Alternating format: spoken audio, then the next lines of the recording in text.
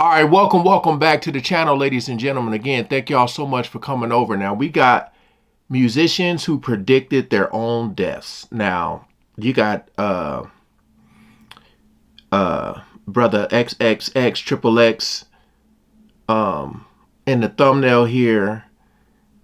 I know Tupac got to be in here. A lot of times in their lyrics, a lot of these artists be fighting their own demons, and I know a lot of their music helps people through like depression and all that type of stuff. But a lot of times they be like, in such a dark place. I know the music helps. It doesn't solve everything, but I know for sure Tupac got to be in here. Other people I can think about is like the other young one named maybe Juice WRLD.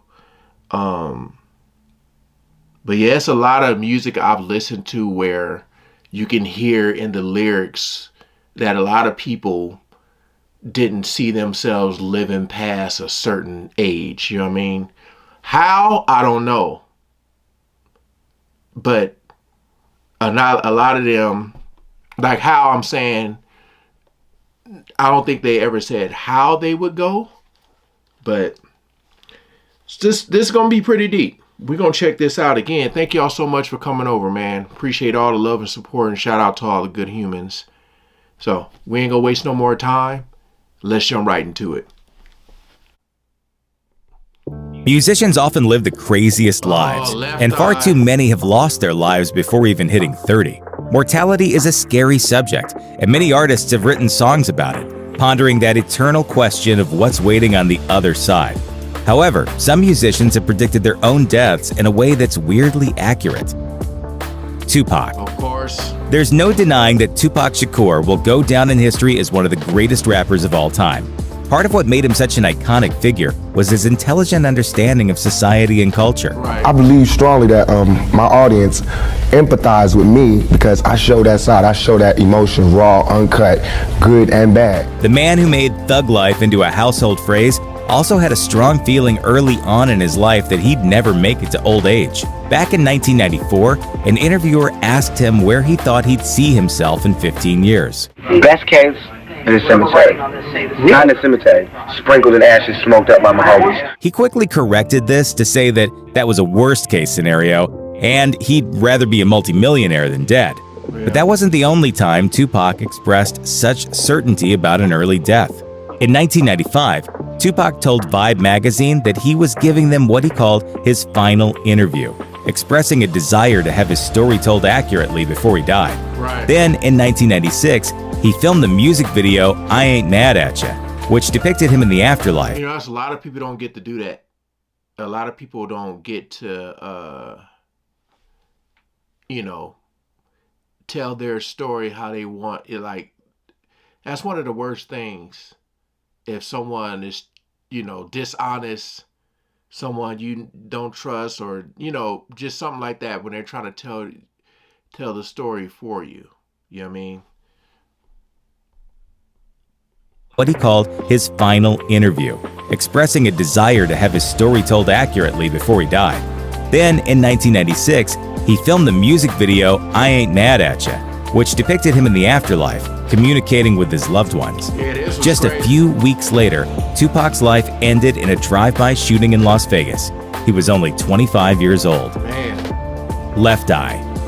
Lisa Lopez, best known as Left Eye of TLC, was only 30 years old in 2002. But her life had already become an explosive cocktail of controversial headlines, domestic abuse, and public fallouts. That year, Lopez flew to Honduras for a recovery sabbatical and to film a documentary about her life. Throughout the documentary, her belief in premonitions was a focal point. Which is funny, because whatever your fear is, it seems to manifest here, like that. Sadly, things took a dark turn. A van she was riding in collided with a young boy who didn't survive his injuries. Though Left Eye had only been a passenger in the van, she still paid for all of the boy's hospital and funeral costs. Can you tell the family that whatever they decide to do, we can help? Whatever choices they make. According to documentary footage from the time, she was noticeably chilled by the fact that she and the boy shared a surname. These are the shoes that belong to the little boy. And his last name was Lopez. According to the documentary footage, she became convinced that some sort of malevolent spirit was following her, meaning to kill her instead of the boy. Later, while still in Honduras, the car Left Eye was driving swerved off the side of the road. The chilling moment was caught on film. She did not survive the crash. John Lennon. Damn. The world recoiled in shock when John Lennon was shot, but Lennon himself might have been less surprised than everyone else. Frida Kelly, who worked as a secretary for the Beatles when she was a teenager, told The Guardian, "The first thing that came into my mind when he died was that he used to say, 'I won't be here when I'm 40. I won't make 40.'" However, Kelly's story isn't the first time that someone has talked about Lennon's cynical expectations for his future. Newsweek revealed that all the way back in 1965, Lennon told a reporter his expectations for himself and his fellow bandmates, sharing, "We'll either go in a plane crash or we'll be popped off by some loony." He was right. Lennon was shot and killed at about 11 o'clock last night outside his apartment building. He was 40. Michael Jackson. The public generally accepts that Michael Jackson died from an overdose, but who was responsible? According to the courts, the answer was Jackson's doctor, Conrad Murray, who was found guilty of involuntary manslaughter. However, not everyone buys the notion that Jackson's death was an accident. The singer's daughter, Paris Jackson, told Rolling Stone she believes the truth is a lot more sinister and says everyone in her family agrees with her on this. She said, "He would drop hints about people being out to get him, and at some point he was like, 'They're gonna kill me one day.'" In his last weeks alive, Michael Jackson wrote letters to one of his closest friends claiming he was going to be murdered and was terrified for his life. Man. Jackson's ex-wife, Lisa Marie Presley, once told a similar anecdote to Oprah regarding the singer's belief that someone wanted him dead, allegedly in order to seize the money from his music publishing catalog. What really happened? Was Jackson scared of a real threat, or was it just paranoia? XXXTentacion. Rapper Hasse Dwayne Onfroy, known by his stage name XXXTentacion, rose to prominence after dropping his first track on SoundCloud in 2014 and releasing his first studio album in August 2017. But his musical success wasn't the only thing that came to define him. In 2016, his girlfriend accused him of assault and abuse, which she said was a frequent occurrence. In October that year, he allegedly strangled her, severely beat her, and locked her up for 2 days because she was pregnant. She went to the police, and X was arrested. The trial kept getting pushed back, all the way into 2018. At some point in early 2018, Never heard X about posted a that. video to Instagram speaking straight to the camera. It's the worst. I die a tragic death or some and I'm not able to see out my dreams. The court case never happened. On June 18, 2018, X was shot to death in Florida in what police believe was a drive-by shooting. He was 20 years old.